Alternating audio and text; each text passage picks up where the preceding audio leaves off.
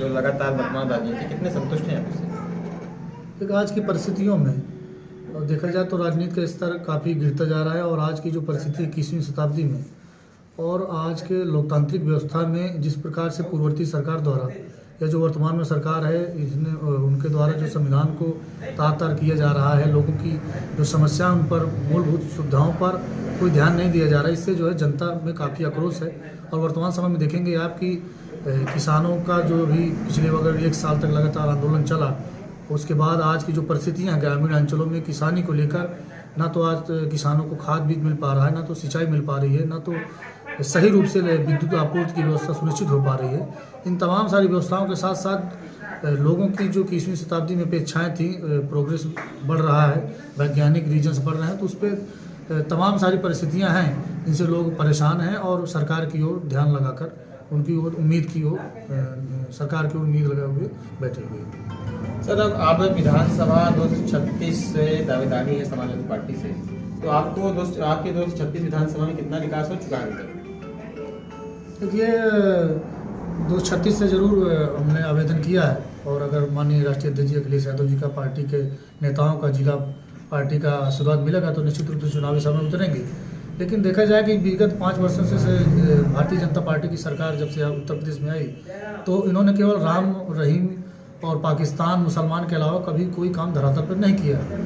और पूरे उत्तर प्रदेश की जनता जानती है, इस बात को बहुत अच्छे से जानती है कि जो काम 2012 से 17 के बीच में समाजवादी सरकार में माननीय अखिलेश यादव जी की सरकार में हुआ है, वो काम इस सरकार में कतई नहीं हुआ, ना तो किसी सरकार में हुआ है।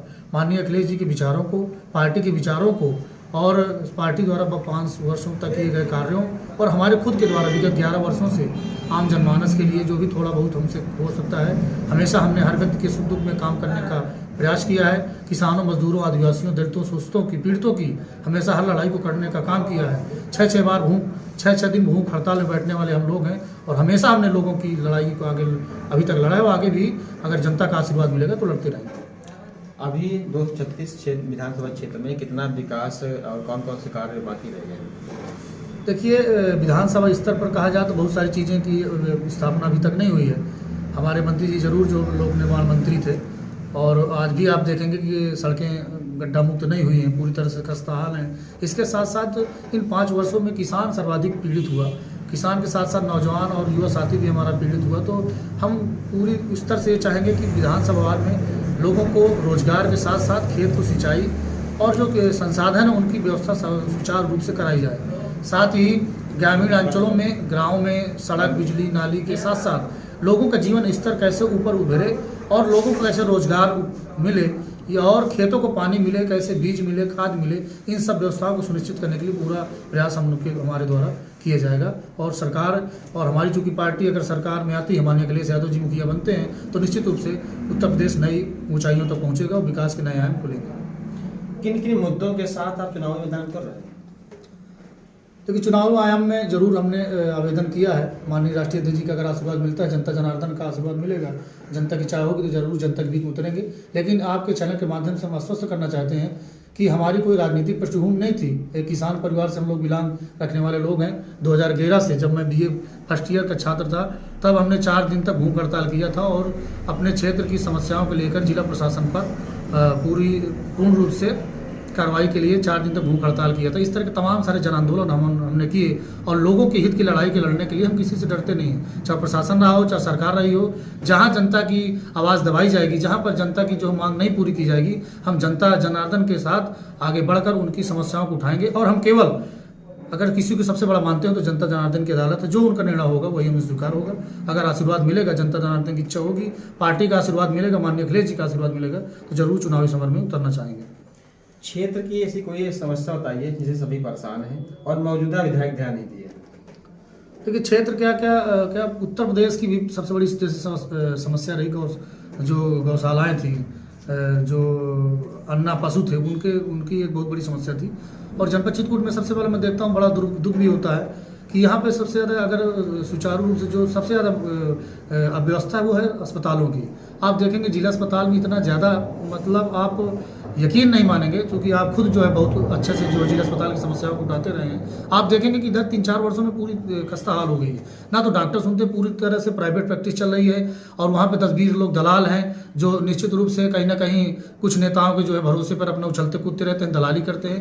मैं अगर हमको मौका मिलेगा तो सबसे पहले इस जिले में चिकित्सा व्यवस्था को सुधारने का प्रण उठाएंगे।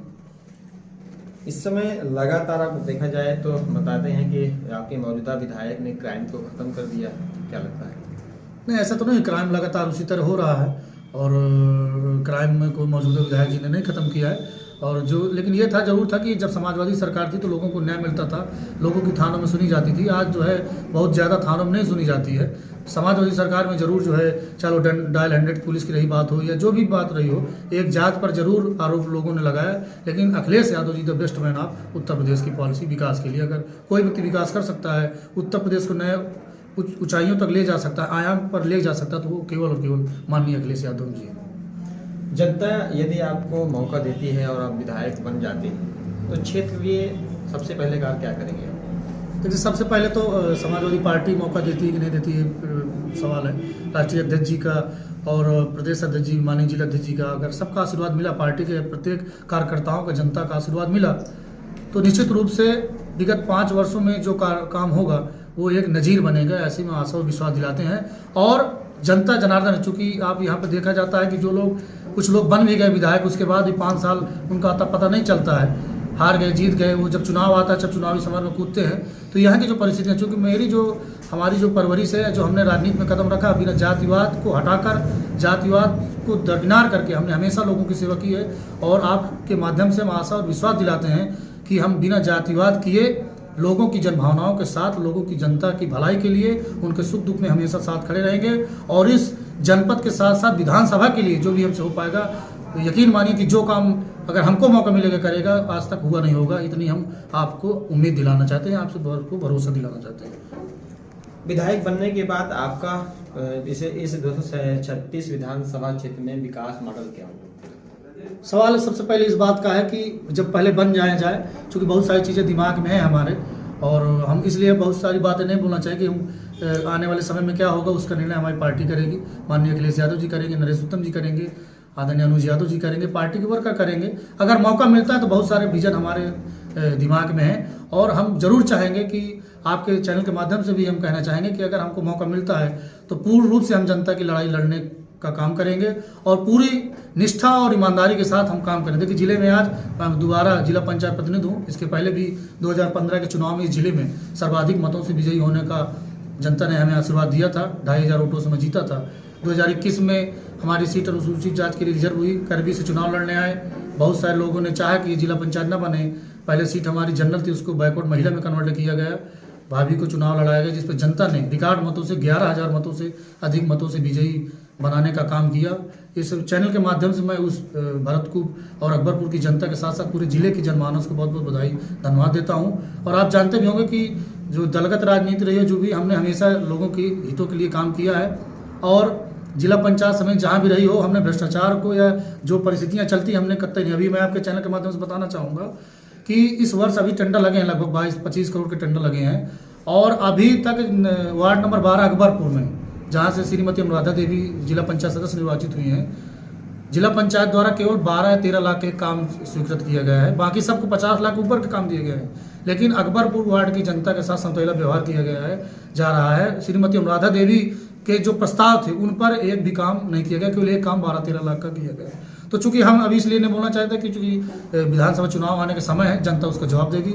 और मैं सिर्फ इतना कह रहा हूँ कि अगर माननीय अखिलेश यादव जी का और समाजवादी पार्टी के कार्यकर्ताओं नेताओं का आशीर्वाद मिला तो 5 वर्षों में इस क्षेत्र को, चित्रकूट को विकसित बनाने में कतई कसर नहीं छोड़ेंगे और लोगों को बता देंगे कि अगर ये विधायक चाहे तो क्या क्या काम किया जा सकता है। उत्तर प्रदेश का बुंदेलखंड और बुंदेलखंड का चित्रकूट सबसे पिछड़ा जिला है। यहाँ पर बेरोजगारी के लिए तमाम नौयुवक घूम रहे हैं, रोजगार प्राप्त नहीं हो रहा है। विधायक यदि आप बनते हैं तो क्या रोजगार के लिए, युवाओं के लिए क्या काम करेंगे? सबसे पहले फिर मैं वही बात कहना चाहता हूँ कि विधायक अब बनेंगे नहीं तो आने वाला समय बताएगा। अगर अखिलेश जी का आशीर्वाद मिलता है तो निश्चित रूप से चुनावी समय में उतरेंगे, जनता नारायण का आशीर्वाद मिलेगा। लेकिन बस चूंकि मैं एक युवा हूँ, खुद मैं भी युवा हूँ, 29 साल का युवा हूँ और मेरे खुद पृष्ठभूमि किसान परिवार से, मेरे पिताजी किसान हैं और कैसी परिस्थितियों में हम आज यहाँ तक पहुँचे हमको बहुत अच्छे से मालूम है। आज की जो परिस्थितियां हैं या जो रोजगार से लेकर तमाम, जो कि आज मैं इस जिले में पिछली बार मैं प्रतिनिधित्व करता हूँ, जिस क्षेत्र का प्रतिनिधित्व किया तो केवल आदिवासी इलाका था, और हमने जो यहाँ देखा कि रोजगार की यहाँ कोई व्यवस्था नहीं, युवा बेचारा हमारा परेशान है। और इस जिले में क्या हुआ कि आज तक हमेशा कुछ लोगों का एक ग्रुप है, कुछ राजनीतियों का एक ग्रुप बना हो नेताओं का, जिनके इर्द गिर्द इस जिले की राजनीति घूमती है। उन्होंने अगर विकास किया तो केवल अपने लोगों का, सीमित लोगों का विकास किया है, जनता जनार्दन का विकास नहीं किया है। और इस चैनल के माध्यम से हम आपको आश्वस्त करना चाहते हैं कि अगर हमको मौका मिलेगा तो इस जिले के विकास के साथ साथ युवाओं को रोजगार एवं किसानों मजदूरों की लड़ाइयों को लड़के किसानों को खाद बीज सिंचाई, युवाओं को रोजगार और सभी को सम्मान के साथ अपने अधिकार की लड़ाई लड़ने और उनको जो उनके अधिकार हैं उसको दिलाने के लिए हम पूर्ण रूप से पूरा प्रयास करेंगे। ऐसी आशा और विश्वास के साथ आपको यकीन दिलाना चाहते हैं। राजनीति इस समय जाति धर्म मजहब को लेकर चल रही है, तो क्या ऐसी राजनीति होना चाहिए?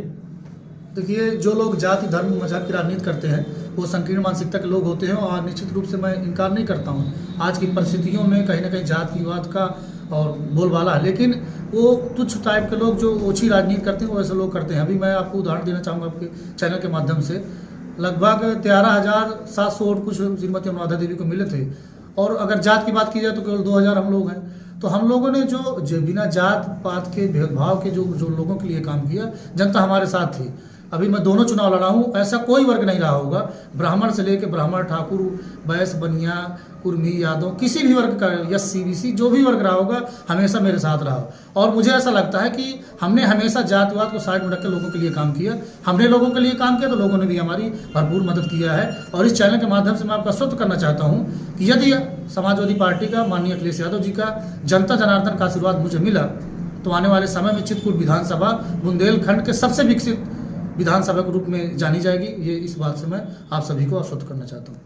शिक्षा और स्वास्थ्य पर हमेशा राजनीति होती है, चाहे सपा सरकार हो, चाहे बसपा हो, चाहे भाजपा हो, या कांग्रेस हो, लेकिन शिक्षा और स्वास्थ्य पर अभी बहुत सारे काम करने की जरूरत है। क्या लगता है आपको? देखिए, स्वास्थ्य तो मैं खुद स्वास्थ्य के विषय में खुद मैं बता रहा हूँ। जिला अस्पताल से लेके यहाँ पर जो है इतना बड़ा सिंडिकेट खड़ा हो गया, चिकित्सा के रूप में एक सिंडिकेट खड़ा हो गया है, जिसमें यहाँ जनपद चित्रकूट के बहुत सारे बड़े बड़े नेताओं का भी यहाँ है, जो खुद जो है नहीं चाहते कि यहाँ पे लोगों की दवा हो, इलाज हो। आप जिला अस्पताल चले जाइए, ऐसा कोई मरीज नहीं होगा जिसको रिफर नहीं होगा। उसकी भी लड़ाई भी हम लोग लड़ रहे हैं, लेकिन उस पर व्यापक लड़ाई नहीं लड़ पा रहे हैं, क्योंकि अभी हमारे हाथ में बहुत सारी चीज़ें नहीं हैं। लेकिन हम आपको आश्वस्त करना चाहते हैं कि यदि हमको समाजवादी पार्टी ने, जनता ने मौका दिया तो इस जिले से जो सिंडिकेट चला चिकित्सा व्यवस्था को, उसको पूर्ण रूप से हम खत्म कर देंगे।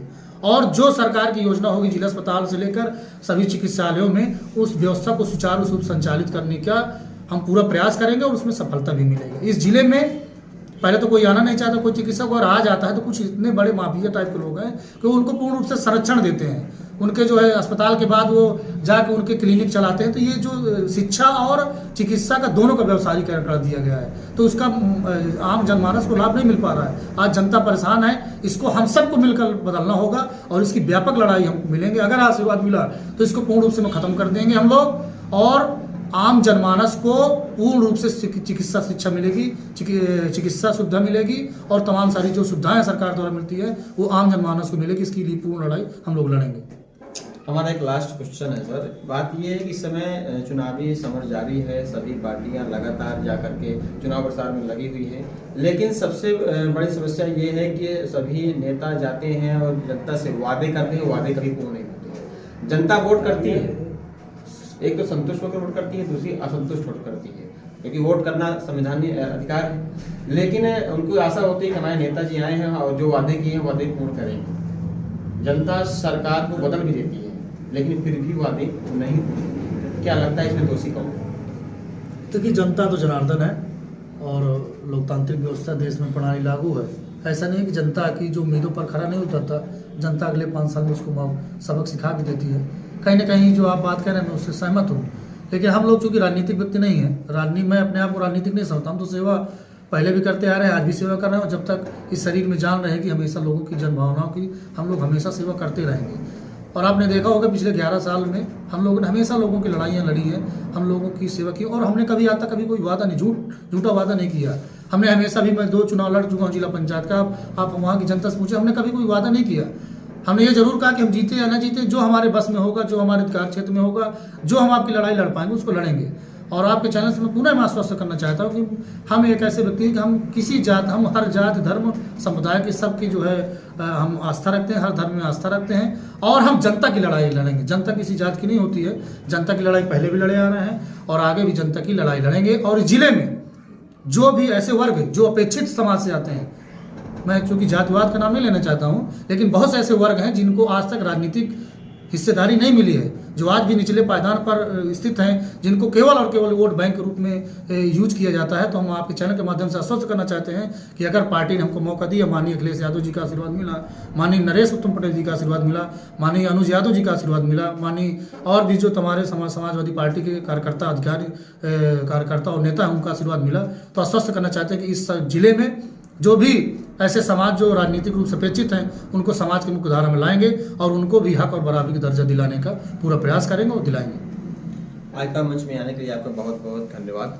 धन्यवाद सुरेंद्र जी आपका, और आपके इस मंच का बहुत बहुत आभार व्यक्त करते हैं कि एक छोटे से हम जैसे कार्यकर्ता, समाज सेवी को, सामाजिक कार्यकर्ताओं के बीच में मौके का मतलब बोलने का मौका मिला, अपनी बात रखने का मौका मिला। और पुनः आप सभी का बहुत बहुत धन्यवाद, और आपके चैनल के माध्यम से सभी का नए वर्ष 2022 की बहुत बहुत शुभकामनाएं देते हैं। जय समाजवाद, जय अखिलेश, जय नरेश उत्तम, जय अनुज यादव। अभी हमारे साथ थे पूर्व जिला पंचायत सदस्य व समाजवादी पार्टी 236 विधानसभा से जो भावी प्रत्याशी ही कह सकते हैं, जो अभी हमारे साथ थे। उन्होंने कहा कि जिले में सबसे ज़्यादा समस्या है स्वास्थ्य विभाग की। स्वास्थ्य विभाग में क्योंकि बताते हैं कि रेफर सेंटर बन के रह गया है, यहाँ पर कोई भी पेशेंट जाता है उसको सबसे पहले ट्रीटमेंट ना करके तत्काल उसको रेफर बना दिया जाता है। ये समस्याएं हैं। हालांकि रोजगार को लेकर उन्होंने कहा कि जब यदि हम विधायक बनते हैं या जनता या हमारी सपा समाजवादी पार्टी हमें टिकट देती है, विधायक बनने के बाद रोजगार के ऐसे आयाम चालू करेंगे कि जो बेरोजगार युवा, शिक्षित और अशिक्षित घूम रहे हैं, उनको सबको रोजगार मिलेगा। साथ ही उनका मानना है कि जिस तरह से ये राजनीति आजकल चल रही है, वर्तमान की राजनीति, वो गंदी राजनीति है। अपने स्वार्थ के लिए जो राजनीति कर रहे हैं, ऐसे लोगों को जा करके प्रगतिशील राजनीति करना चाहिए, जिससे देश का विकास हो, समाज का विकास हो।